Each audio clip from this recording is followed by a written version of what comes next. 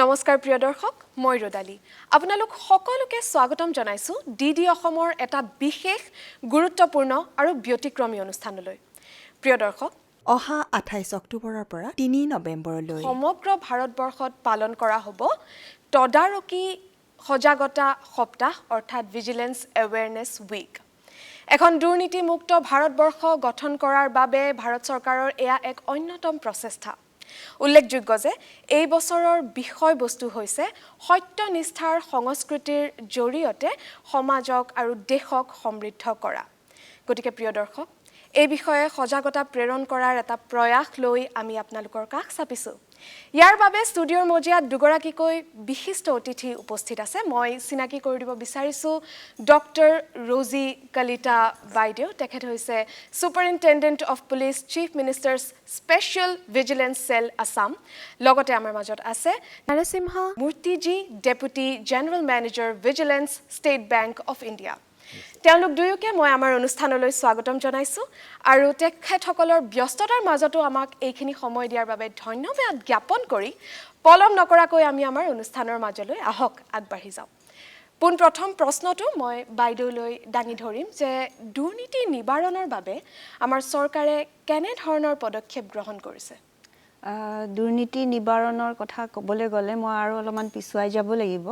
এতিয়া ধৰি লওক গুড গভৰ্নেন্সৰ কথা যদি কওঁ তাতে বহুত ধৰণৰ এছপেক্টছ আছে যেনেকৈ transparency accountability rule of law চবতকৈ ডাঙৰ কথাটো হ'ল ৰুল অফ লৰ কাৰণে আমাৰ প্ৰত্যেকৰে আমি একোখন আমাৰ বাইবেল আছে ধৰি লওক বাইবেল বুলিয়ে কৈছোঁ IPC, CRPC, Evidence Act, সেইখন মতে চলি গ'লে হ'ল যে আপুনি বেলেগৰ কাবাৰ কিবা কথা শুনি পেলাই কিবা কাম কৰিব লাগিব বুলি কথা নাই আপুনি কিবা প্ৰেছাৰত পৰি কিবা কৰিব লাগে বুলি কথা নাই আপুনি নিজৰ মানে যোনখিনি কৰিবলগীয়া বাই দ্য ল যিখিনি লিখা আছে সেইখিনি কৰি গ'লে হ'ল কিন্তু সেইখিনি নকৰি কিছুমান মানে মানুহে এনেকুৱা ধৰণৰ কিছুমান কাম কৰে যাৰ কাৰণে চৰকাৰৰ পদক্ষেপ বুলি আপুনি যিহেতুকে কৈছে পদক্ষেপ হিচাপে এতিয়া ধৰি লওক আমাৰ চৰকাৰখনৰ জিৰ' টলাৰেঞ্চ টু কাৰাপশ্যন সেই হিচাপত আপুনি যদি মানে মোক হিচাপ খোজে ডাটা ৱাইজ মই যদি আপোনাক কওঁ আমি এই যোৱা বছৰ আমাৰ 39 জন মানে ভিজিলেন্স পুলিচ ষ্টেচনে এৰেষ্ট কৰিছে অন কেছেছ অফ মিছএপ্ৰপ্ৰিয়েশ্যন আৰু একুইজিশ্যন অফ ডিছপ্ৰপৰ্চনেট এছেটছ তো মানে ধৰি লওক তাৰে বহুতকেইখন আইন আছে যিটো আইন অধীনত মানে আমি কাম কৰিব পাৰোঁ আমাক সেইখিনি মানে ভিজিলেন্স চেলক মানে দি থোৱা হৈছে প্ৰিভেনশ্যন অফ কাৰাপশ্যন এক্টৰ লগতে ধৰি লওক Assam fiscal responsibility and budget management act যাৰ কাৰণে ধৰি লওক তেওঁলোকৰ কাৰণে সেই পাব্লিক ছাৰ্ভেণ্টে কৰা কামৰ কাৰণে যদি চৰকাৰৰ কিবা লছ হৈছে ৰেভিনিউত লছ হৈছে নহ'লে বা ফাণ্ডত লছ হৈছে তাৰ এগেইনষ্টে আমি বহুতখিনি মানে কেছেছ ৰেজিষ্টাৰ কৰিছোঁ আৰু আগবাঢ়ি গৈ আছোঁ ধন্যবাদ বাইদেউ এইখিনিতে আমি আমাৰ দ্বিতীয় প্ৰশ্নটো ছাৰৰ ফালে ডাইৰেক্ট কৰিম we would like to know from you sir what exactly do we understand when we listen to the term vigilance what is exactly vigilance yeah that's a good question see vigilance is being aware you're being watchful there are a lot of things happening in the country in our banks in our institutions so this is the wing that educates the customers, educates the people, educates the staff members about being watchful about whatever activities are happening around us and trying to be aware of how to prevent also the activities. So this is a very important aspect of our administration area and the Central Vigilance Commission observes this Vigilance Awareness Week as a special kind of thrust kind of period and from 28th October to 3rd of November we are celebrating this,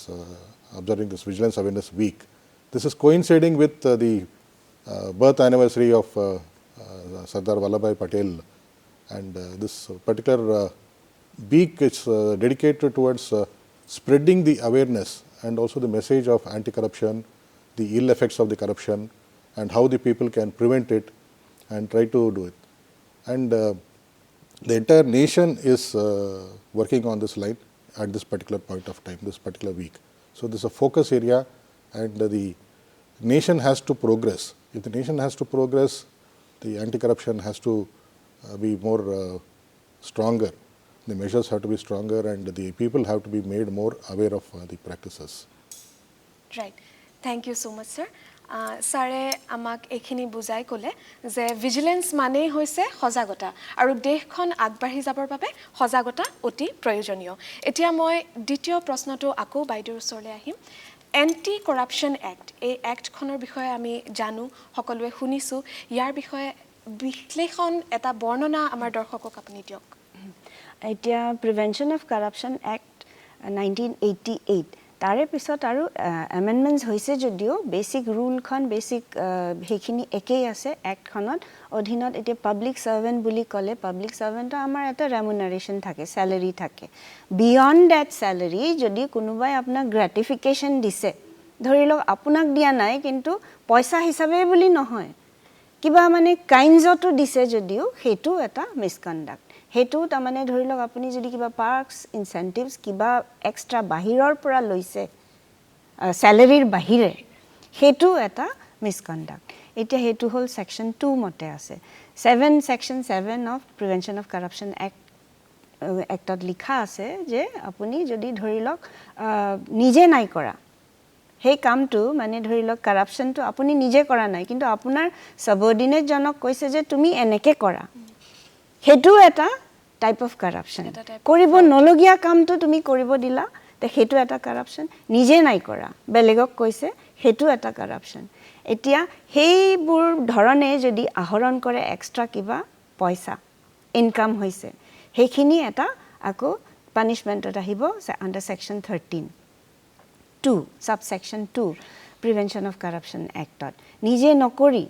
আৰু ধৰি লওক মই মোৰ power use কৰি official মানে যিখিনি পজিশনত মই থাকি মোৰ পাৱাৰটো ইউজ কৰি পেলাই মই কৰাইছো কৰিব নলগিয়া কামটো কৰাইছো আৰু কৰিব নলগিয়া কামটো মই কৰা নাই নকৰিলেও কিন্তু হেতু এটা টাইপ অফ কৰাপশ্যন তো সেই এইবোৰ ধৰণে কিছুমান এই প্ৰিভেনশ্যন অফ কৰাপশ্যন এক্টখন খুব ষ্ট্ৰিঞ্জেন্ট এক্ট এখনৰ কিছুমান ৰুলছবোৰ ৰেগুলেশনছবোৰ আমি যদি মানি নচলো নাজানিলেও এটো এটা অপৰাধ এই কাৰণে সমূহ শ্ৰোতাক মই সমূহ দৰ্শকক কওঁ যে আমি সকলোৱে এৱেৰ হোৱা দৰকাৰ ভিজিলেন্ট হোৱা দৰকাৰ আমি আইনখন জানাটো দৰকাৰ আৰু জানি পেলাই আপোনালোকৰ আশে-পাশে যদি কোনোবা তেনেকুৱা ধৰণৰ ঘটনা হৈ আছে আপোনালোকে ডাইৰেক্টলি আপোনালোকে ক'ব পৰা নাই আমাৰ ওচৰলৈ আহক আমি আগুৱাই নিম আৰু আপোনালোকক ক'ব বিচাৰো যে কনফিডেন্সিয়েলিটিটো আমি মেইনটেইন কৰিম মানে আপোনালোকে এনেকুৱা হ'ব নালাগে যে আপোনালোকক আগবঢ়াই দি পেলাই আপোনালোকে মানে ভালনাৰেবিলিটিটো ফেস কৰিব নালাগে আমি আছো আৰু আমি আগবঢ়াই নিম কেছবোৰ তো এইবোৰ ধৰণৰ কিছুমান এক্ট আছে আৰু অসম চৰকাৰে কিছুমান এক্টৰ মানে যেনেকে মই আপোনাক অলৰেডি ক'লো Assam financial responsibility fiscal responsibility and budget management act সেইখনৰ সেকশন 8 ত লিখা আছে যদি আপোনাৰ ভুলৰ কাৰণে গভৰ্ণমেন্টৰ লছ হৈছে ফাইনেন্সিয়েল লছ আপুনি ঘূৰাই দিব লাগিব কিন্তু উইথ ইন্টাৰেষ্ট উইথ ইন্টাৰেষ্ট ঘূৰাই দিব লাগিব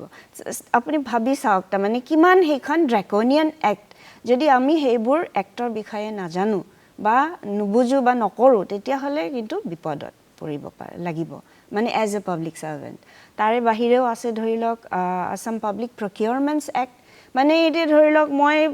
অফিচাৰ হেড হিচাপে মই টেন্ডাৰ কল কৰিছো টেন্ডাৰ কল কৰোঁতে মই নাপাবলগীয়া মানে লোৱেষ্ট বিডাৰক দিব লগা আছিল কন্ট্ৰাক্টটো নিদি পেলাই এজন বেলেগক দি দিলো হেতু এটা অপৰাধ হেতু এটা ক্ৰাইম এইবোৰ ধৰণৰ কিছুমান মানে অসমৰ স্পেসিফিক অসমৰ কাৰণে কিছুমান এক্ট আছে সেই এক্টৰ অধীনত যদি আমি এজ পাব্লিক সাৰ্ভেন্ট কাম নকৰো তেতিয়া হলে আমি ফেস কৰিব লাগিব মানে আইনৰ বুঝছো ধন্যবাদ বাইদেউ গতিকে সেইভাবে আমি ক'ব পাৰো যে সেইভাবে আমাক সজাগতাটো অতি প্ৰয়োজনীয় হয় দ্বিতীয় প্ৰশ্নটো মই আকৌ ছাৰৰ ওচৰলৈ আহিম I would like to know from you sir what is the significance of the week that are we going to celebrate what is the importance of Vigilance Week Vigilance Awareness Week as I already said is coinciding with the birth anniversary of Sardar Vallabhbhai Patel and the anti-corruption measure and the message of a culture of integrity for a developing nation.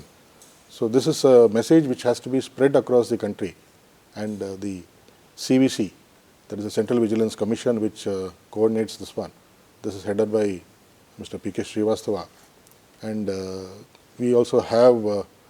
different organizations, central government organizations and other organizations across the country, banks and the central government managed institutions. All these institutions come together to observe this kind of Vigilance Awareness Week, wherein we create that kind of momentum and the message is spread across the country to take care of the awareness creation. So when the people are aware, the corruption can reduce. So this is one of the measures on which the Vigilance Awareness Week works on. And this focus area for this year is the culture of integrity. The theme is called culture of integrity for nation's prosperity. So when we are moving towards a developed kind of economy, so the nation also has to step into that kind of a thing to invest, to get a lot of investments and other kind of development to happen. And when already, as my colleague has already told, madam has told, the fiscal responsibility also is very important. The economy has to sustain, and unless a suitable environment is there in all the institutions, especially the central government institutions, the investments, the public trust, all this will not be there. So to develop that kind of a thing, the people have to be oriented towards ethical practices, towards a good kind of integrity, and manage the affairs in a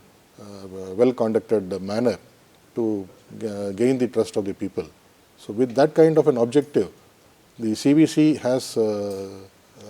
dedicated this particular week as a nationwide movement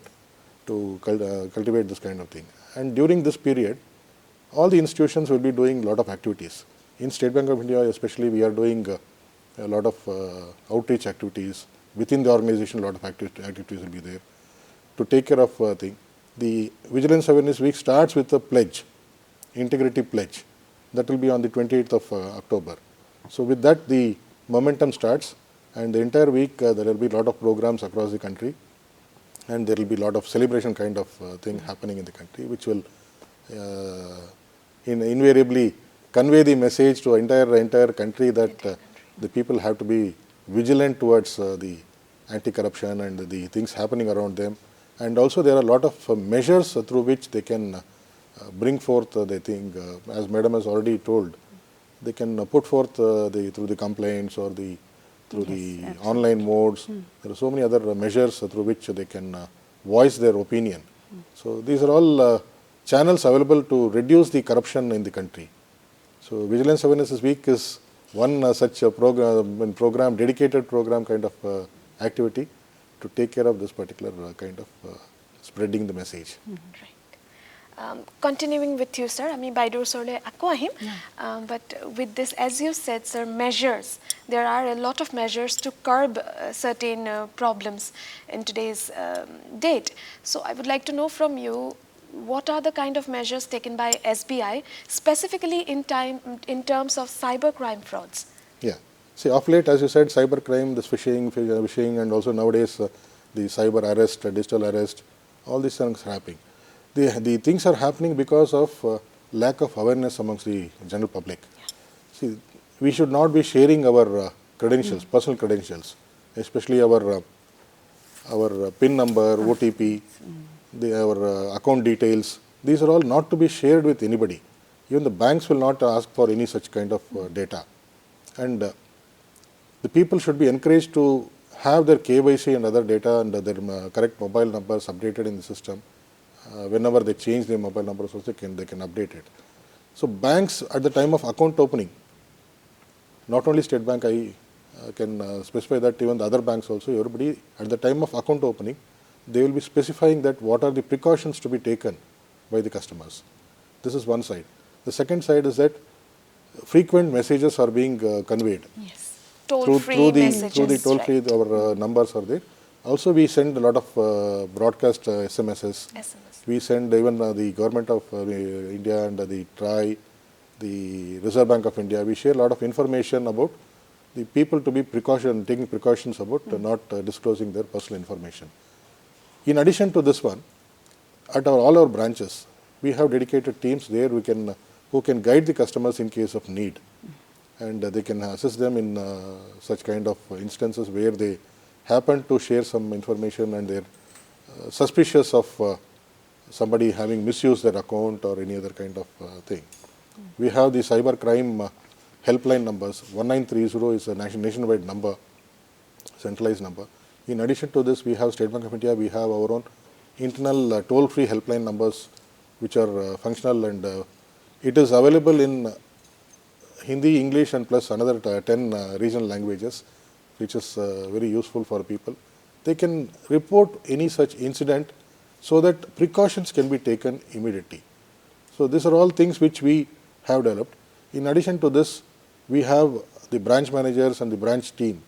who can also try to help the customers when they face certain kind of issues.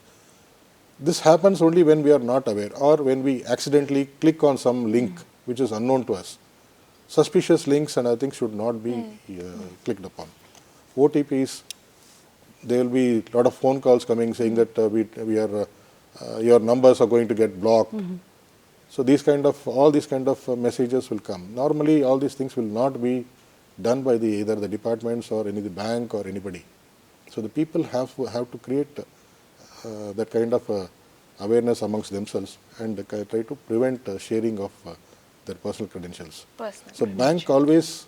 will try to help the customers in resolving the issues at the earliest. Right. And all our display boards in the branches, in the ATM centers, we have a lot of display boards also conveying the message in vernacular language also is there. Thank you, sir. Ekhinte ছাৰৰ কথাখিনিৰ লগত সংগতি ৰাখি মই আমাৰ সমূহ দৰ্শকক ক'ব বিচাৰিম যে যিকোনো ধৰণৰ অচিনাকি লিংকত যাতে আপোনালোকে কেতিয়াও ক্লিক নকৰে সেইটো এডভাইজেবল নহয় তাৰ লগতে যিকোনো ধৰণৰ অসুবিধা ফিনান্সিয়েল অসুবিধাৰ যদি আপোনালোক সন্মুখীন হয় তাৰ বাবে SBIৰ দ্বাৰা স্পেশাল হেল্পলাইন নম্বৰো উপস্থিত আছে আপোনালোকে তাৰ সহায়ও ল'ব পাৰে গতিকে এতিয়া আৰু কোনো ধৰণৰ জনসাধাৰণৰ একো ভয়ৰ কথা নাই সজাগতা সকলো দিশে উপলব্ধ আছে আপোনালোকে কেৱল হেখিনি মানি চলাটোৱে উচিত মই আকৌ বাইদেউৰ ওচৰলৈ আহিম বাইদেউ অসমত এই এক্টখনৰ ইমপ্লিমেন্টেশন কেনে ধৰণৰ এতিয়া চাওক প্ৰত্যেক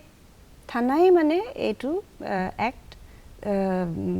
সেকশনসবোৰ ইনভোক কৰিব পাৰে প্ৰত্যেক থানাই কিন্তু এখনেই কোৰ্ট আছে হেখন হল স্পেশাল কোৰ্ট যিখন কোৰ্টে প্ৰিভেনশন অফ কৰাপশন এক্টৰ মানে অধীনত যিমানখিনি কেছ হৈছে তেওঁলোকে চাই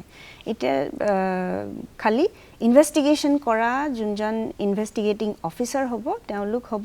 DSP এণ্ড অ্যাবভ কিন্তু আমাৰ যেহেতুকে ভিজিলেন্স পুলিশ স্টেশনখন স্পেশাল পুলিশ স্টেশন বা এন্টি কৰাপশন ব্যুৰোৰ মানে ACB বুলি কয় হেখনো এখন স্পেশাল পুলিশ স্টেশন আমাক স্পেশাল পাৱাৰ দি থোৱা আছে ইনস্পেক্টৰৰ লৈকে মানে ইনস্পেক্টৰ এণ্ড অ্যাবভে ইনভেষ্টিগেট কৰিব পাৰে তো আমাৰ দুখন থানাৰ বাহিৰেও গোটে অসমতে PC এক্টত প্ৰিভেনশন অফ কৰাপশন এক্টৰ বহুখিনি কেছ ৰেজিষ্টাৰ হৈ আছে আৰু সেই হিচাপত বহুখিনি মানুহ এৰেষ্টও হৈ আছে আপুনি জানে বহুত ডাঙৰ ডাঙৰ কেছ মানে আমাৰ অলৰেডি আমি চাৰ্জশিটও কৰিছো আৰু কিছুমান চলিও আছে যোৱা বছৰ এতিয়া SCERT যিটো বহুত বিয়াগুম কেলেংকাৰী বুলি ক'ব পাৰি 109 crore হেতু কেছৰ মিসএপ্ৰোপ্ৰিয়েশন হৈছিল 109 crore আৰু এতিয়াও মানে প্ৰাইম একিউজ গৰাকী এতিয়াও আজি 1.5 বছৰ হ'ল তেখেত এতিয়াও জেলতে আছে মানে বেল পোৱা নাই মানে তেখেতে যদিও বিচাৰিছে বেল কিন্তু আমিও তেনেকে ধৰণে ধৰি লওক বেল অবজেকশনসবোৰ দি আছো আৰু কোৰ্টে মহামান্য আদালতেও তেওঁলোকক মানে বস্তুখিনি ইমপ্লিকেশনসখিনি বুজি পাইছে যে ইমান ডাঙৰ বিয়াগুম কেলেংকাৰী কৰি এই মানুহগৰাকী কেনেকে বাহিৰত থাকিব পাৰে কাৰণ হেতু এটা বিৰাট ডাঙৰ এটা ইম্প্যাক্ট হ'ব সোসাইটিক ইমানখিনি যদি 109 crore পইচা খাই পেলায়ও যদি বাহিৰত উলাই আহিব পাৰে মহামান্য আদালতেও হেখিনিৰ মানে ব্যৱস্থাটো তেনেকে ধৰণে কৰি এতিয়াও তেখেত জেলৰ ভিতৰতে আছে তেনেকে আমি যোৱা বছৰ বহুখিনি কেছ মানে ৰেজিষ্টাৰ কৰি উইদিন ধৰি লওক আমাৰ ওপৰতো বহুখিনি দায়িত্ব আছে উইদিন 3 months PC এক্টৰ কেছ যিবোৰ ধৰি লওক আমি সেকশন 13(2)(1)A আমি যিখিনি আমি ইনভোক কৰিছো হেখিনিৰ আকৌ up to 10 years of punishment. Or 10 years of punishment hole 3 mahor bhitor ami charge sheet dibo lagibo. Ar jodi below 7 years hoy tetia hole ami within 2 months ami charge sheet dibo lagibo. Ami teneke hei hisabot amar uporot jikhini pressure asile ami hekhini mane amar beleg jihetuke amar bhitoror bostu nohoy beleg department involve hoy ase. Department of pora kagos khini pabo lagibo. Ar jihetuke ebur sob গুটেখিনি documentary এভিডেন্সৰ ওপৰত মানে depend কৰে মানে material evidence থাকিব beyond that আমি documentary এভিডেন্সৰ ওপৰত depend কৰিবলগীয়া হয় কিন্তু আমাক সকলো ডিপাৰ্টমেন্টে এইখিনি মানে সহযোগ কৰে যিখিনি আমি ডকুমেন্টস খুজু তেওঁলোকে সময়মতে দিয়ে আৰু দিয়াৰ পিছত ধৰি লওক এতিয়া under section 19 of prevention of corruption act এগৰাকী Public servant ক আমি এৰেষ্ট কৰিলে আকো সেই ডিপাৰ্টমেন্টে স্যাংশন দিব লাগিব ফৰ প্ৰজিকিউশন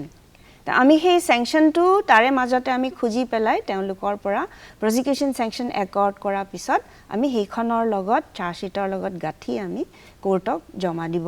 লগিয়া হয় আৰু জমা দিয়াৰ পিছতহে ট্ৰায়াল আৰম্ভ হয় আৰু এটা আপোনাক ভাল হেৰিও কওঁ খবৰ বুলিও কওঁ ইয়াৰ মাজতে ক'ব বিচাৰিছো যোৱা বছৰৰ এটা আমাৰ ডাঙৰ তেনেকুৱা ধৰণৰ কেছ আছিল হেতু আছিল ডিসপ্ৰপৰ্শনেট এসেটস কেছ ডিসপ্ৰপৰ্শনেট এসেটস তো মই মাজতে কৈ লওঁ আপোনাক কাৰণ দৰ্শকে নুবুজিবও পাৰে এতিয়া ধৰি লওক মই 100 টকা দৰমহা পাওঁ 100 টকা দৰমহা পাই মই ধৰি লওক 50 টকা মই গুটে মাহটো খৰচ কৰিলো হাতত ৰব লাগিয়া আছে 50 টকা তো মই যদি 50 টকা হাতত নৰয় যদি মোৰ 100 টকা হাতত ৰয় আৰু বাকি 50 টকা কৰ পৰা আহিল হেতু হল ডিসপ্ৰপৰ্শনেট মানে not known from the known sources of income known নহয় unknown তা মানে কব পৰা আহিব লাগিব হে তেনেকুৱা ধৰণৰ কেসেসবোৰ আমি ক্যালকুলেট কৰো হিসাব কৰো এটা ধৰি লওক ঘৰত থাকা বয় বস্তু হিসাব কৰিম আপ টু দা মানে এনেকুৱা হ'ব আপোনাৰ টেবুল খনৰ দাম কিমান আছিল ঘৰৰ ভিতৰৰ ইনভেন্টৰী আমি প্ৰিপেয়াৰ কৰো লাইটটোৰ দাম কিমান ফ্যান খনৰ দাম কিমান ইন্টেৰিয়ৰছত খৰচ কিমান কৰিলে apart from সোনা গহনা গাড়ী মটৰ হেবুৰৰ বাহিৰেও আমি বাকিখিনিৰো হিসাব লওঁ হেখিনিও তো এক্সপেন্ডিচাৰ খিনিও ইনক্লুড কৰিব লাগিব আপোনাৰ খৰচত হেখিনিও আহিব তাৰ বাহিৰে ধৰি লওক আপোনাৰ মুভেবল আৰু ইমুভেবল প্ৰপাৰ্টিজ কিমান খৰচ কৰিছে হেখিনিও লম আমি যদি আপুনি নিজে খৰচ কৰা নাই কৰ পৰা আহিলে আপোনাক তামানে কোনোবাই দিব লাগিব আইদা দিবলে কাৰণে এতিয়া আসাম সিভিল সাৰ্ভিস কন্ডাক্ট ৰুলস মতে আপনি যদি 10000 কেও বেছি দামৰ বস্তু আপোনাক কোনোবাই গিফট দিছে আপুনি জনাব লাগিব নিজৰ ডিপাৰ্টমেন্টক জনাব লাগিব যে মোক এনেকুৱা ধৰণৰ গিফট এটা দিছে আৰু এসেটস এন্ড লায়াবিলিটি স্টেটমেন্টস বুলি এটা পাবলিক সাৰ্ভেন্টে জমা দিব লাগে টু নিজৰ ডিপাৰ্টমেন্ট তাতে লিখিব লাগিব মোৰ কিমানখিনি কোন আছে মোৰ কিমানখন গাড়ী আছে মোৰ কেইটা প্ৰপাৰ্টি আছে মানে ফ্ল্যাট হক মাটি হক সব আপুনি হিসাবটো দিব লাগিব আৰু এভৰি ইয়াৰ আৰু সেই তালিকাখন আপডেট হৈ থাকিব লাগিব হয় হয় গটিকে প্ৰত্যেকজন সিভিল সাৰ্ভেন্ট বৰ্তমান বহুত ক্লোজলি মনিটৰ্ড আৰু হেতু মই কৈ আছিল যে এটা যোৱা বছৰৰ কেছ আমি চাৰ্জশিট দিয়া কেছ এতিয়া আমাৰ মাননীয় আমাৰ আদালতেও মানে গ্ৰান্ট কৰিছে আৰু আমাৰ ধৰি লওক আমাৰ সেলটো মাননীয় মুখ্যমন্ত্ৰী মহোদয়ৰ অধীনত আছে তেওঁ মানে এপ্ৰুভ কৰিছে হেই কেছটো এতিয়া ফাষ্ট ট্ৰেক কোৰ্টত আৰম্ভ হ'ব তো ভাবক তা মানে যোৱা বছৰ কেছ চাৰ্জশিট দিয়া ফাষ্ট ট্ৰেক যদি আৰম্ভ হয় হেই গৰাকী পাবলিক সাৰ্ভেন্টৰ কি হ'ব তা মানে ফাষ্ট ট্ৰেক মানে এভৰিডে যদি ট্ৰায়াল হয় তা মানে কিমান হুনকালে হেখু হ'ব আৰু হেই হোৱাৰ লগে লগে তেখেতৰ মানে জেলত মানে থাকাটো বাঞ্ছনীয় গতিকে বৰ্তমান সময়ত প্ৰশাসন যথেষ্ট ষ্ট্ৰিক্ট বহুত ষ্ট্ৰিক্ট আৰু সেই কাৰণে মানে সকলোৱে এই বস্তুটো এৱেৰ হ'ব লাগে যে আপুনি লুকাই চুৰ কৰি কিবা মানে এনেকে আহৰণ কৰি যে আপুনি নোহোৱা হৈ যাব বা লুকুৱাই ৰাখিব পাৰিব নাভাবিব একেবাৰে ভিতৰলৈকে মানে বিচাৰি পেলাই উলিয়াব পৰা যায় ধন্যবাদ বাইদেউ আমাৰ সময় এতিয়া কমি আহিছে শেষৰ প্ৰশ্নটোলৈ মই আকৌ সাৰসৰলৈ যাম sir we would like to know in a very brief what should a customer do in case he or she finds himself in a certain fraud related measure yeah it's a good kind of thing see the general public the customer especially when he observes that he has been defrauded or he's revealed his kind of thing and somebody has misused his account, immediately he can dial the 1930 cybercrime number. 1930 cybercrime number, helpline number, and lodge the complaint on that number. Okay. And along with that, he can also send a report or an email through the portal of the cybercrime at cybercrime.gov.in. cybercrime.gov.in. দৰ্শকৰ জ্ঞাতাৰ্থে মই এইটো আকৌ repeat কৰি দিছোঁ, cybercrime.gov.in. Okay. And তাত আপোনালোকে 1930 টোল free number আপোনালোকে তাত নিজৰ কমপ্লেইন লজ কৰিব পাৰে। গতিকে ধন্যবাদ, আমাৰ সময় এইখিনিতে সমাপ্ত হৈছে। গতিকে মই দুয়োগৰাকী দৰ্শকক পুনৰবাৰ ধন্যবাদ জ্ঞাপন কৰিছোঁ আমাক এইখিনি সময় দিয়াৰ বাবে। মই ৰদালি বিদায় লৈছোঁ। চাই থাকিব DD অসম।